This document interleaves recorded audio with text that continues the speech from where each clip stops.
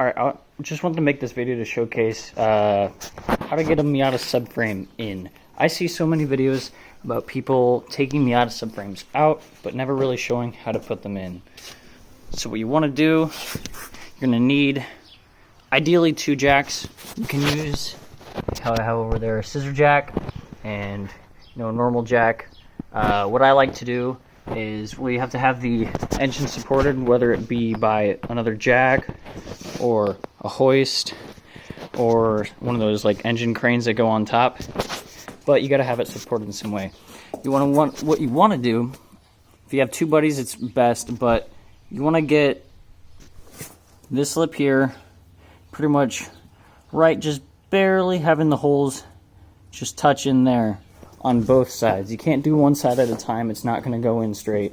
You have to make sure, this one took some persuasion, but you have to make sure just a little bit is touched on that longer stud on both sides. You're going to have to bring it up evenly. Now, this chassis is a bit twisted, so it was pretty hard to get this subframe in and get the motor to align with it. What I ended up having to do is I loosened, let's see, so down there is the motor mount that attaches to the motor. What I did is I loosened that bolt right there ever so slightly. I loosened these 2. Actually, on this side, the exhaust is kind of in the way. So what I did is I removed these 2, and I took a pry bar. Let's use this as an example. I took a pry bar, and I just, after I had those bolts removed, I just took the pry bar and I hammered it on the top of that mount right there. And what that did is it actually loosened the 3rd bolt that I couldn't reach where the exhaust was in the way. And it loosened it just enough and tilted it just to the amount that I needed. With the other side, it's much easier. Pretty much just come down through here, remove that bolt, remove another bolt. You might need a swivel socket.